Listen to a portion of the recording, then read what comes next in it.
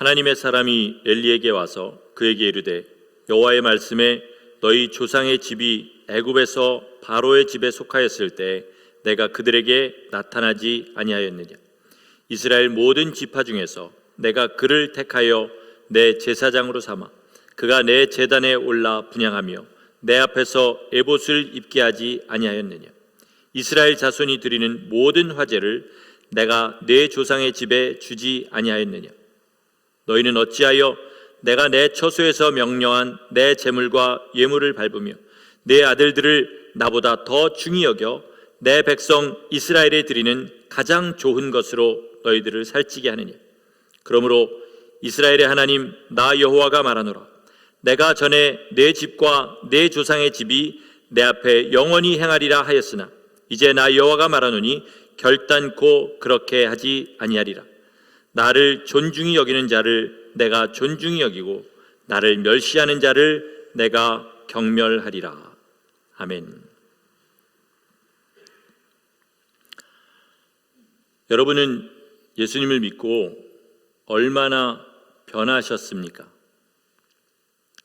주님을 믿는다는 것은 변하는 것입니다. 변하려고 힘쓴다는 것이 아니라 주님을 믿으면 당연하게 따라오는 결과가 변화라는 것입니다. 먼저 안이 변하고 안이 변하니까 당연히 밖도 변하는 것입니다. 이 사실을 가지고 우리 자신을 한번 돌아보시기를 바랍니다. 정말로 나는 변했습니까? 물론 예수님을 믿기 전보다는 분명히 변했을 겁니다. 그러나 지금 제가 여러분에게 물어보는 질문은 내가 지금도 예수님과 교제하고 있다면 지금도 나는 변해가고 있습니까? 이것입니다. 우리가 지금 교제하는 분이 정말로 살아계신 하나님이시고 내 죄를 위하여 십자가에 달려 돌아가신 주님이시라면 그분을 날마다 만나고 있다면 우리는 날마다 변하는 것이 정상입니다. 최근 5년을 가지고 우리 한번 생각해 보시기 바라겠습니다. 우리가 만나는 사람의 무리들이 바뀌었을 수 있습니다. 다른 사람들을 옛날보다 다른 사람들을 만나고 있을 수 있어요. 5년 사이에 우리 교회를 오신 분들이 대부분이니까 다니는 교회도 5년 사이에 바뀌었습니다. 또 우리 교회가 비록 사이즈는 작지만 교계의 종견을 받는 우리 박보영 목사님이 지원을 해주신 덕택에 우리 성도님 중에도 여러 훌륭하신 목사님들과 교제를, 개인적인 친분을 가질 수 있는 그런 기회를 가진 분들도 많습니다. 거기에 세상이 너무 좋아졌습니다. 50년 전의 설교, 미국 목사님 같으면 50년 전의 명설교들도 지금 찾아서 들을 수 있을 정도로 정말 좋은 설교란 설교는 다 들을 수 있습니다. 하지만 우리가 정말로 냉정하게 내 자신을 돌아볼 때 정말로 나는 변했고 지금도 변하고 있는 중인가? 라는 질문에 그렇다라고 대답할 수 있는 사람은 많지 않을 줄로 믿습니다. 지난 주일에 오늘 말씀 나를 존중히 여기는 자를 내가 존중히 여기고 나를 멸시하는 자를 내가 경멸하리라, 이 말씀을 전하려고 마음을 먹고 일주일간 묵상하면서 제가 한 가지 내린 결론이 있습니다. 그것은 뭐냐면 우리 교회 성도들의 대부분은 이제는 피를 흘리는 싸움을 하지 않고는 잘할 수 없는 그 한계에 다 부딪힌 사람들이 대부분이라는 사실입니다. 무슨 말이냐면 먼지를 털듯이 또는 머리를 감고 몸을 씻듯이 그런 식의 회개, 그런 식의 문제들은 해결했다가 다시 돌아왔다, 이 정도 상태의 대부분이 있습니다. 그것은 많이 해결했는데 이제는 뭘 해야 되냐면 점을 빼고 종기를 째고 그리고 혹을 잘라내는 것 같은 그런 피 흘리는 희생이 없으면 이제는 항상 제자리를 반복할 수밖에 없는 그런 울타리에 갇혀있는 그런 상태라는 것입니다. 그 문제들은 각각 다를 수 있어요. 어떤 사람은 되는 것이 내게는 너무 힘들고, 그죠? 또 저 사람은 너무 힘들다고 하는 것이 내게는 되는 그런 것이 있을 수 있습니다. 그러나 가장 근본적인 문제는 우리가 얼마만큼 하나님을 존중하느냐, 여기에 있다고 믿습니다. 오늘 본문은 너무나 당연한 사실을 이야기하고 있습니다. 우리는 우리를 존중하는 사람들을 존중합니다. 또 우리를 멸시하는 사람들을 멸시해요. 하나님도 그렇게 하신다는 것입니다. 다만 하나님이 사람과 다른 것은 우리는 한 번 미운 털이 박히면 그 사람을 끝까지 미워하는 그런 죄인된 성향이 있지만, 하나님께서는 하나님을 멸시하는 자라 할지라도 하나님을 존중하는 것으로 돌이키면 하나님께서도 마음을 돌이키사 그 사람을 존중하신다는 사실이 다릅니다. 회개의 기회가 있다는 거죠. 그러나 마지막까지 하나님을 멸시하는 그곳에서 벗어나지 않는 사람은 결국은 멸망하게 됩니다. 이게 성경의 선포입니다. 우리 신앙생활은 구원받기 위해서 이런저런 의무들을 행하는 그런 생활이 아닙니다. 신앙생활은 뭐냐?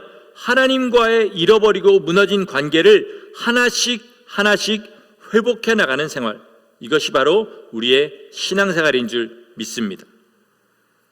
그 관계를 바로 세우려고 하니까 어떻게 됩니까?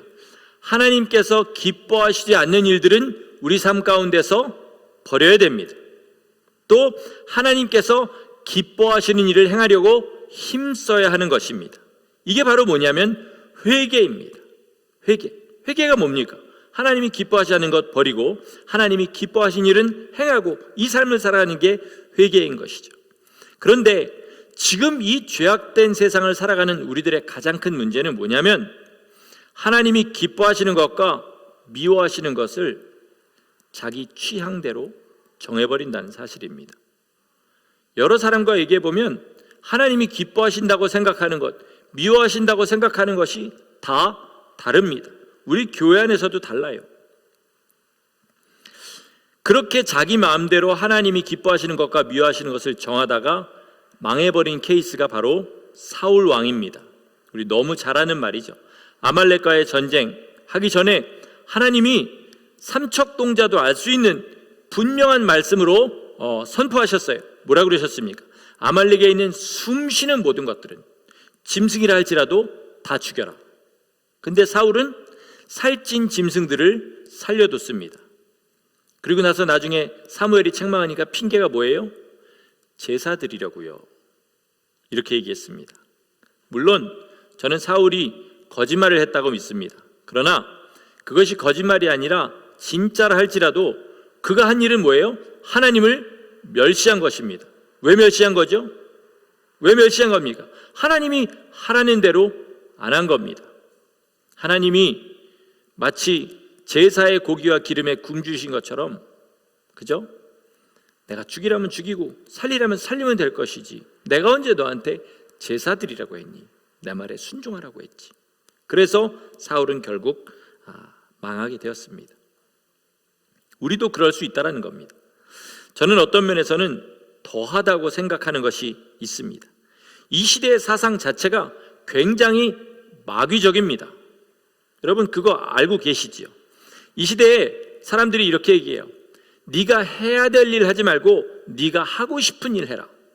요즘은 직업을 고를 때도 그런 식으로 아이들한테 이야기합니다. 그러니까 너희가 기뻐하는 대로, 각 사람이 기뻐하는 대로 살라는 거죠. 그래서 점점 인간관계에 뭐가 없어집니까? 기본 도덕이라는 게 없어져요. 그죠? 그리고 그냥 내가 저 사람 하는데 방해만 안 되면 서로 지킬 것은 지킨다, 이렇게 생각합니다. 그게 신앙에도 들어와 버렸습니다. 여러분 성경을 읽으실 때 해석하지 마시기 바랍니다. 밑에 주석 달려있는 거, 뭐 단어의 뜻을 모른다거나 그 당시의 풍습을 모른다거나 그런 것은 읽으실지라도 주석을 단 사람이 해석한 얘기를 따라가지 마시기를 바랍니다. 이제는 믿은 지 어느 정도 되는 성도들은요, 목사에게도 그렇게 얘기합니다. 저는 이것을 이렇게 해석합니다. 그러니 목사님도 제 해석을 존중해 주세요. 이런 식의 분위기가 많은 거죠. 그런데요, 그게 무슨 얘기냐면요, 본인이 그렇게 얘기한다 할지라도 그 안에 담겨진 뜻은 뭐냐면, 성경이나 설교에서 내가 기쁜 것은 취하고 싫은 것은 쳐내버리겠다는 선포인 겁니다.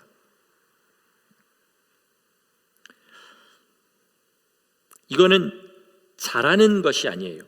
잘하는 것이 아니라 잘하는 것이 아니라는 겁니다. 우리의 믿음이. 이건 오히려 점점 더 변할 가능성이 없어져 가는 겁니다.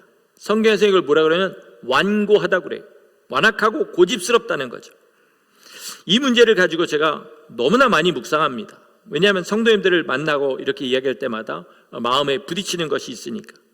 길은 단 하나밖에 없어요. 그 길이 뭔지 아십니까? 주님의 말씀을 문자 그대로 받아들이는 겁니다.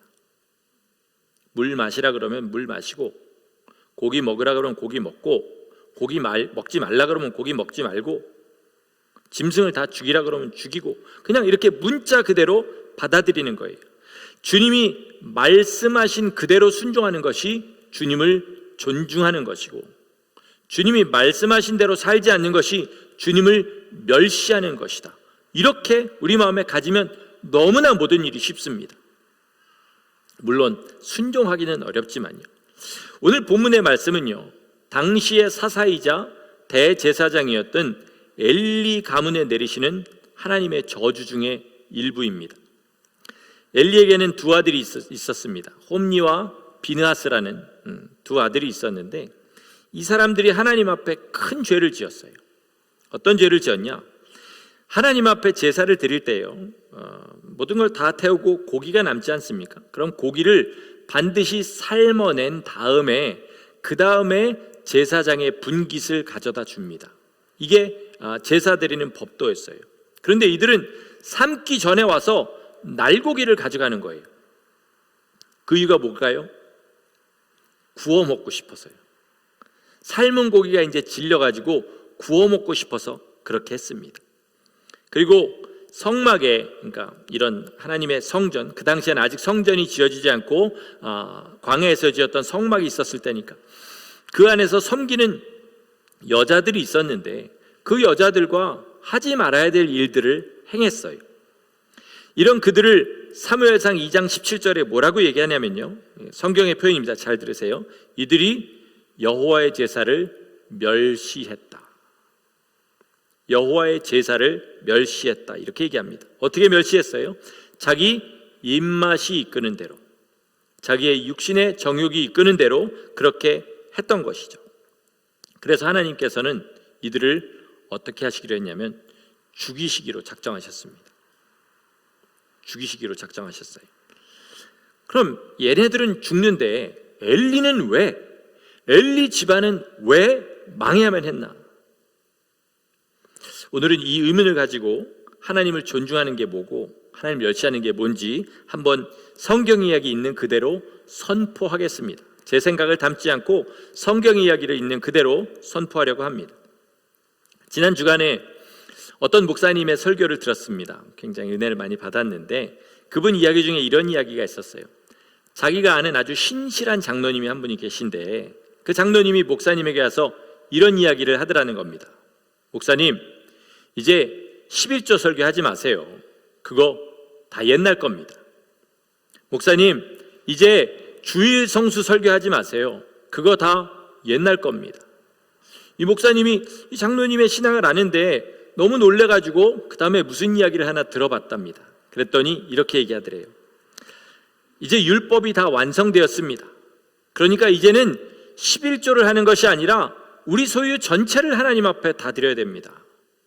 이제는 주일만 거룩하게 지키는 것이 아니라 일주일을 다 거룩하게 주님의 날로 삼아서 그렇게 주님 앞에 드려야 됩니다. 이렇게 얘기하더랍니다. 저는 이 말에 전적으로 아멘입니다. 여러분도 아멘이시죠? 제가 이미 목사가 되었으니까 여러분을 끌고 들어가려고 아멘하는 게 아니고요, 성경이 그렇게 말씀하고 있기 때문에 그렇습니다. 로마서 12장 1절에서 뭐라 그럽니까? 너희 몸을 하나님이 기뻐하시는 뭐로 드리라? 거룩한 산 제물로 드리라. 이는 너희가 드릴 영적 예배니라. 이렇게 명령합니다. 이게 산제사인데, 이 말은 너희 삶을 복음을 위해서 하나님 앞에 다 내놓으란 얘기예요. 다시 말하면 삶의 모든 순간에 주의 말씀을 따라 행하라는 이야기입니다. 이것이 하나님을 존중하는 것이고, 이렇게 하지 않으면 하나님을 멸시하는 것입니다. 자, 성경에요, 하나님을 멸시한다는 이야기가 가장 많이 나와 있는 구절이 어디에 있냐면 말라기 1장에서 3장 사이에 많이 있습니다. 말라기에 보면 이스라엘과 유다가 어떻게 하나님을 멸시했는지를 주로 이야기합니다. 그럼 그들이 어떻게 멸시했는지를 보면 그렇게 살지 않는 것이 하나님을 존중하는 것이고, 그들처럼 하는 것이 하나님을 멸시하는 것인데, 말라기의 순서와는 좀 다르지만은 일단 제사장의 이야기부터 좀 해보겠습니다. 주님께서요, 이스라엘을, 유다를, 예루살렘을 멸망시키겠다고 저주하실 때요, 제사장들에게는 뭘 하시겠다고 말씀하시냐면 너희 얼굴에 제물에 똥을 발라줄 거다, 이렇게 이야기하셔요. 제사장들에게요. 그 이유는 뭐냐? 내가 백성들에게 율법을 있는 그대로 전해서 그들이 죄에서 떠나게 하는 그 일을 하지 않았기 때문이다, 이렇게 말씀하십니다. 많은 선지자들이 백성들에게 미움을 당하고 죽임을 당했습니다. 왜 선지자들이 그렇게 박해를 당했죠? 왜 박해를 당했을까요? 말씀을 있는 그대로 전했기 때문에 그렇습니다. 주의 말씀을 있는 그대로, 주님이 말씀하라고 하시는 그대로 전했습니다. 그랬더니 회개하는 사람보다는 대부분 100이면 99명은 어떻게 했습니까? 선지자를 미워하고 박해했습니다. 그런데 엘리는 제사장으로, 이스라엘의 사사로 그 일들을 하지 않은 거예요. 자기 자식들에게도 그 일을 하지 않은 겁니다. 당시에 제사장의 이 직분은 세습이 되었습니다. 그러니까 이 두 아들들이 앞으로 제사장이 되어서 이스라엘을 이끌어 가야 되는데, 그런 악을 행하는 자식들을 데려다 놓고 그냥 몇 마디 훈계한 게 다고 그 다음에는 내버려 뒀어요. 그러니까 엘리의 아들들이 그렇게 된 것은 뭐 때문이에요? 엘리가 아비로서, 제사장으로서 당연히 할 말과 징계를 하지 않았기 때문에 그렇게 된 겁니다. 그 결과가 어떻게 되냐? 제사장으로 할 일을 안 했으니까 그 집안의 제사장이 이제는 다시는 나올 수 없게 되었습니다. 아비로 할 일을 안 했으니까 이제 그 집안의 모든 후손들은 단명하여서 그 집안에 노인이 없는, 그러니까 다 노인이 되기 전에 죽어버리는 그런 저주를 받게 되었습니다. 자, 그러면 그런 의미에서 목사라는 직분의 가장 큰 의미는 무엇이겠습니까?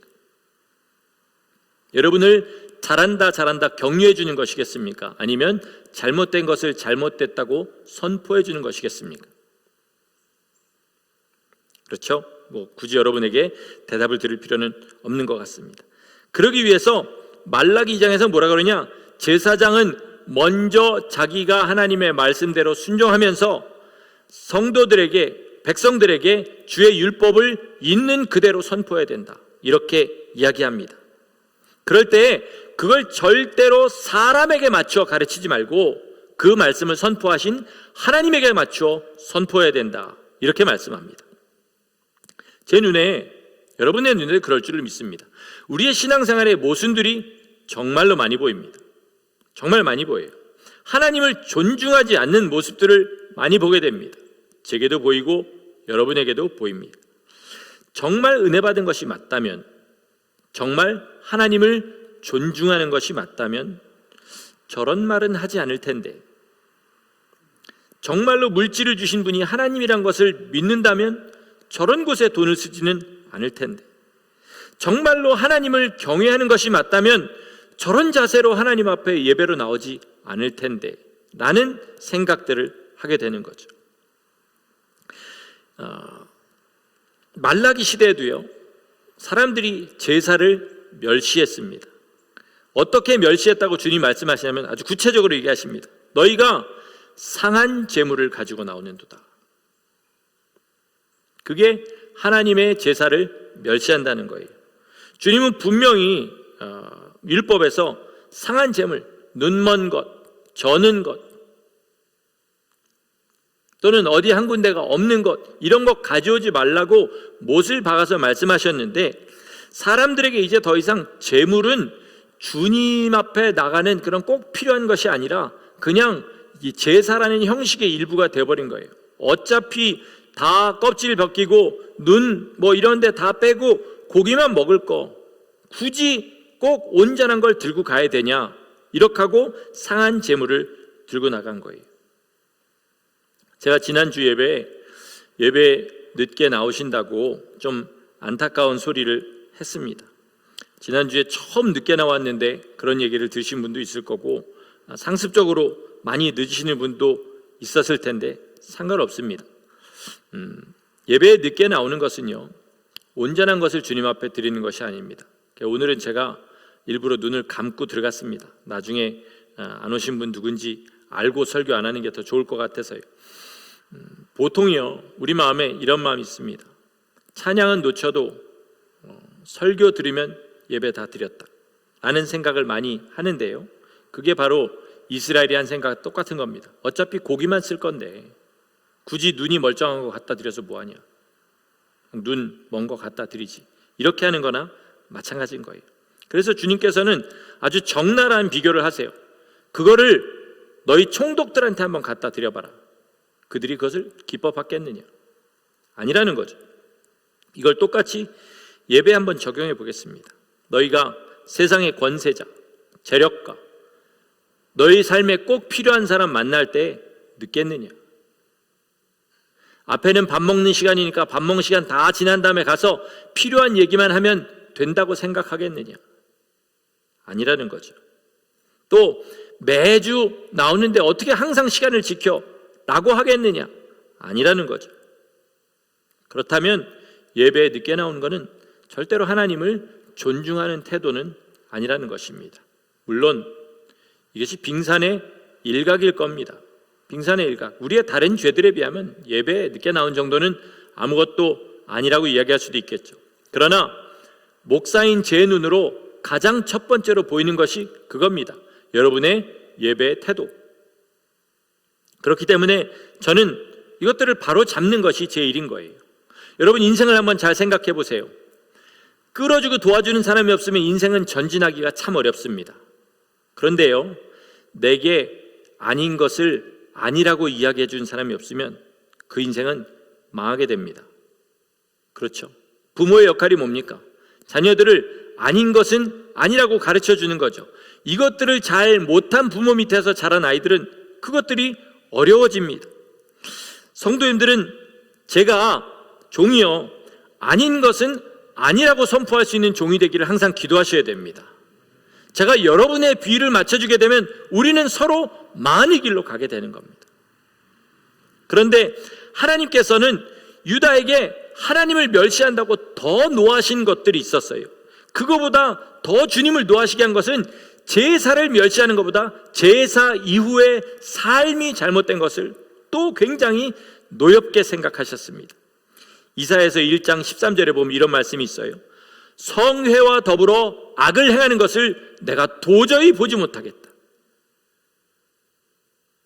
성회와 더불어 악을 행하는 것을 내가 도저히 보지 못하겠다. 주님이 그렇게 말씀하십니다. 제사 자체도 주님이 주신 법대로 주님 앞에 제사해야 되지만 제사 외의 삶도 주의 법대로 사는 것, 그래야 하나님을 경외하고 존중하는 삶이라는 것입니다. 멸망하는 시기의 유다는요, 제사를 드리는 중에, 그러니까 성회로 모인 중에 아침에 성회로 모이고 낮에 흥청망청 놀고, 주님이 말씀하신 죄는 서로 거짓말하고, 제사장은 돈과 명예를 위해서 사람들의 비위를 맞추는 말을 하고, 성도들은 성도 간에 서로 속이고 사기치고, 또 동족 간에는 음행과 간음하고, 또 이방인들과 통혼하고, 그렇게 해서 성결을 더럽히고, 이것보다 더 주님을 노하시게 한 일이 있었는데 그것은 눈물과 울음과 탄식으로 여호와의 제단을 가리는 일이었습니다. 이게 무슨 말이냐면 자기의 죄는 회개하지 않으면서 자기의 재물은 하나님께서 받지 않으신다고 우는 겁니다. 왜 내 재물을 받지 않으십니까? 마치 가인과 같이 그렇게 하는 거죠. 저는 여기에다가 한마디를 더하고 싶습니다. 이것은 뭐냐면 가짜 회개입니다. 가짜 회개. 자, 여러분도 한번 잘 생각해 보세요. 우리 교회에 회개해야 한다는 말 참 많이 들리는 교회입니다. 사람들이 모이면 회개의 이야기를 참 많이 해요. 내가 주님 앞에 뭘 회개했다. 참 말은 많이 들려요. 회개의 눈물도 많이 보입니다. 그런데 냉정하게 한번 생각해 보세요. 회개의 열매는 여러분 얼마나 보고 계십니까? 많은 사람들이 회개에 관한 이야기를 하는데 저 사람 정말로 회개의 열매를 맺는다 라고 생각하는 분이 여러분 이 시간에 몇 분이나 보이십니까? 또 회개의 내용도요, 정작 그 사람이 회개해야 될 내용들은 회개 안 하고요, 뜬구름을 잡습니다. 뜬구름 잡아요. 회개는 여러분 실제적인 겁니다. 실제적인 거예요. 예를 들어서 내가 팔자걸음을 걷는데 회개했다 그러면 일자걸음을 걷는 게 보여야 회개한 거예요. 그런데 여전히 팔자걸음을 걸으면서 나는 회개했다. 팔자걸음 걸으면서 울면 그거 회개 아닙니다. 안 울어도 괜찮아요. 똑바로 걸어야 됩니다. 그게 회개입니다. 그런데 자기가 정작 회개될 것은 구체적으로 회개하지 않고 뜬구름 잡듯이 회개합니다. 그리고 눈물을 흘리면 그게 회개인 줄 알아요. 바지에 똥이 묻었는데 윗두리에 묻은 먼지를 터는 게 그게 무슨 회개입니까? 그렇죠? 한번 냉정하게 생각해 보시라는 거죠. 제가 볼 때요, 그분의 문제는 그게 아니에요. 그런데 정말로 자기에 대해 정직하면 쉽게 알 수 있는 그런 삶에 삐뚤어진 것들이 있어요. 그런데 그건 내버려 두고 다른 것을 자꾸 회개한다고 하는 거예요. 이것이 하나님을 멸시하는 행위인 거예요. 목사님이 그걸 어떻게 알아요? 라고 이야기하실지도 모르겠습니다. 제가 작은 교회 담임 목사죠. 우리 교회 많은 그런 유명한 목사님들과 교제하시는 분들 눈에는 제가 그렇게 무게가 없는 존재라는 거 저도 잘 알고 있습니다. 그러나 반대로 한번 생각해 보세요. 그렇게 하찮은 목사의 눈에도 잘못된 것으로 보인다면 안전한 거는 아니지 않겠습니까? 그죠? 제가 어떤 종으로 보이시든지 간에 저런 내가 볼 때 별것 아닌 그런 목사의 눈에도 내 삶이 그렇게 보인다면 그럼 그 사람 삶은 절대로 하나님 보시기에 온전한 것은 아니라는 거죠. 혼인잔치에 말석에 앉기도 간당간당합니다. 그런데 다 이미 상석에 앉아버렸어요. 빨리 상석에서 내려오시기 바랍니다. 밑에 말석도 아니고요, 저 밑에 구석에 가서 무릎 꿇고 자기의 삶을 통곡하며 회개해도 말석에도 앉을까 말까 한 게 지금 우리 상태입니다. 성경의 말씀과 비교하면 뻔히 보이는 죄들이 우리 삶에 넘치고 넘쳐요. 근데 그거 회개하려고 하지 않으면서 나 하나님 존중합니다, 하나님 믿지 않으십니다, 네 삶에서 보자, 네 마음이 변했는지 네 삶에서 보자, 주님이 항상 그렇게 얘기하셔요. 자, 그리고 주님을 가장 극노하시게 만든 일이 있었는데 그건 뭐냐면 내가 하나님을 믿는 것이 무슨 소용인가, 믿지 않는 사람들이 더 잘된다라고 그 입으로 말하는 것이었어요. 하나님이 이걸 정말로 미워하셨습니다. 사람들이 뭐라 그랬냐면 말라기의 말대로 그냥 얘기하겠습니다. 교만한 자가 복되다 하며 악을 행하는 자가 번성하며 하나님을 시험하는 자가 화를 면한다 하는도다. 이런 이야기를 했다는 거예요. 여러분 실제로 한번 보세요. 교만한 사람들이 잘 되는 것 같습니다. 그렇죠? 악한 방법을 사용하는 사람들이 어떻게 보니까 망하지도 않고 끝까지 부자로 건강하게 사는 것 같습니다. 하나님의 법을 우습게 보는 사람들은 정작 어려운 일이 안 생기는데 나는 하나님 뜻대로 살려고 하는데 삶에 참 어려운 일이 많이 생겨요. 그래서 그걸 가지고 불평한 겁니다. 이게 뭐가 죄냐는 거죠. 보이는 대로 말했는데 주님의 말씀은 이거예요. 너희가 보는 대로 생각하는 대로 말하는 그것이 바로 나를 멸시하는 것이라는 겁니다. 마태복음 12장 36절에 주님께서 이렇게 얘기하세요. 내가 너에게 이르노니 사람이 무슨 무익한 말을 하든지 심판 때에 그로 말미암아 신문을 받을 것이다. 심판을 받을 것이다. 이렇게 말씀하셔요. 왜? 너희가 하는 모든 말은 너희 안에 쌓여 있는 것이 나오는 것이기 때문에 그렇다는 거예요. 말 실수라는 거 없습니다, 여러분. 말 실수라는 건 내가 조절을 못했다는 것에 실수는 있을 수 있어도요, 내 마음에 없는 얘기를 하는 법은 없다는 거예요. 하나님을 원망한다. 그럼 그 마음에 하나님을 원망하는 것이 쌓여 있는 것이고, 하나님을 의심하는 말을 한다. 그러면 그 마음에 하나님을 믿지 않는 의심이 쌓여 있는 것입니다. 여러분, 하나님께서 그런 말을 하는 자들을 뭐라 그러시냐면 나를 대적하는 자들이다, 이렇게 말씀하셔요. 제 이야기가 지금 본인 귀에 들어오시지 않을 만큼 환경이 고통스러우신 분들도 있을 줄 믿습니다. 그러나 여러분, 이게 소망이고 어려운 우리에게 굉장히 마음속에 무거운 짐이니까 잘 들어보세요. 이 말을 마음속에 새기시기 바랍니다. 우리 주님은 천지 만물을 지으셨고요, 지금도 그 천지 만물을 주님 뜻대로 한치의 오차도 없이 운행하고 계시는 분입니다. 그러니까 주님은요, 절대로 우리의 삶에 실수하지 않으십니다. 무슨 말이냐? 내 삶에 지금 기쁨이 있거나 슬픔이 있거나 모든 것 가운데 주님이 계획하시는 것이 있다라는 거예요. 이때를 주님의 말씀을 의지하고 순종하며 회개하고 그렇게 나아가면 주님이 그 뒤에 숨겨놓으신 보화가 우리 삶에 이루어질 것이지만, 그것을 참지 못하고 내 입술로 왜 저 사람은 저렇게 되는데 나는 예수 믿으려고 하는데 이런 어려움을 하나님이 주시느냐 라고 만약에 뱉는 그 순간에 어떻게 된다는 거예요. 하나님을 복으로 그렇게 받을 수 있는 그것을 하나님을 대적하는 자로 그렇게 바뀐다는 겁니다. 여러분, 하나님 원망하지 마시고요, 마음에 고통스러워도 절대로 하나님 도대체 왜 이러세요? 라는 말 하지 마시기 바랍니다. 어떨 때 하나님이 기뻐하시냐면요, 하나님 죽을 것 같습니다. 그러나 주께서 여지껏 내게 쭉 선하셨던 것처럼 지금도 주님이 나를 선하게 대하시는 줄 믿습니다 라고 그렇게 고백하며 나가면 화가 변하여 복이 됩니다. 내가 원하는 순간에 복이 되지 못한다 할지라도 반드시 복이 됩니다.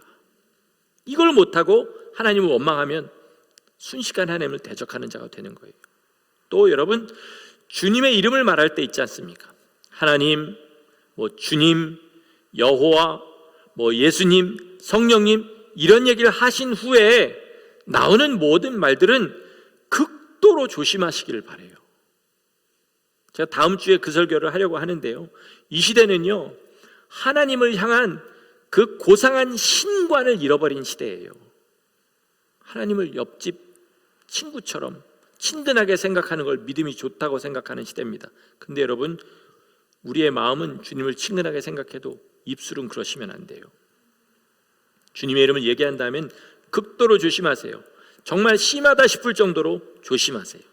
나중에 그냥 내가 편하게 이야기해도 하나님과 허물없는 관계라고 그렇게 하다가 나중에 매맞는 것보다는 스트레스 받을 정도로 극도로 조심하더라도 나중에 주님 앞에 섰을 때 너 왜 그따위 건방진 소리 했니? 이 소리 안 듣는 것이 훨씬 더 복인 줄 믿으시기 바랍니다. 여러분, 우리의 입술은 오직 주님 찬양하고 높이고 전파하는 입술 되시기를 예수 이름으로 축원합니다. 말씀을 마치겠습니다. 우리는요, 마음으로 주님을 존중해야 되고, 우리의 입술로 주님을 존중해야 되고, 우리의 행동으로 주님을 존중해야 됩니다.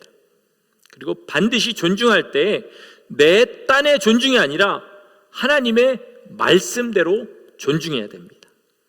그러려면 말씀을 있는 그대로 받고 있는 그대로 내 삶에 적용하고, 그리고 고칠 것은 고치고 행할 일은 행해야 되는 것입니다.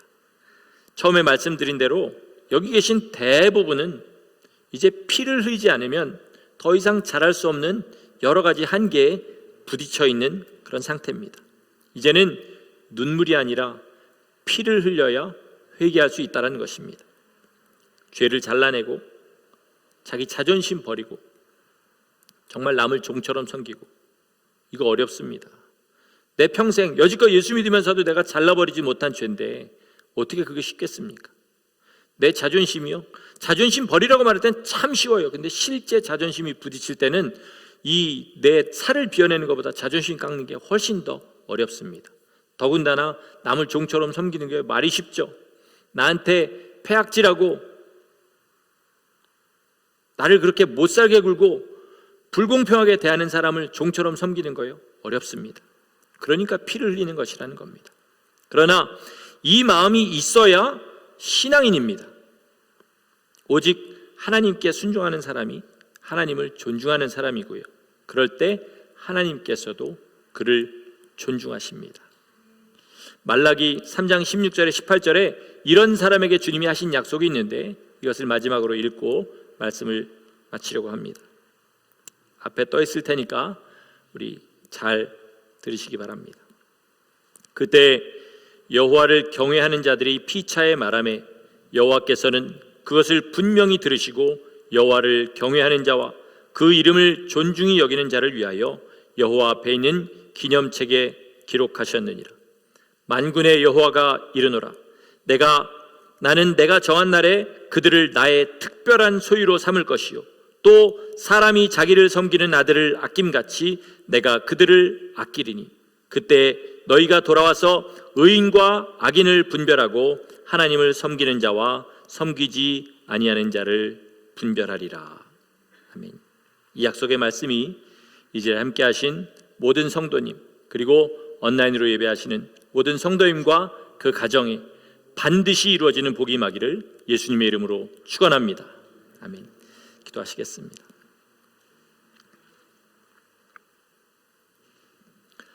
하나님, 우리는 어두운 세대를 살아가면서 우리도 모르게 세상의 방법대로 주님을 섬겨가고 있는 그런 죄를 범해왔습니다.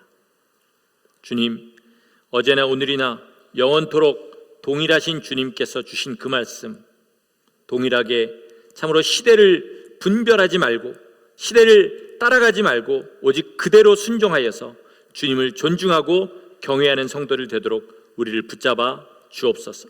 삶의 모든 순간순간에서 내가 이 말을 하는 것이 주님을 존중하는 것인가? 내가 이런 생각을 하는 것이 주님을 존중하는 것인가?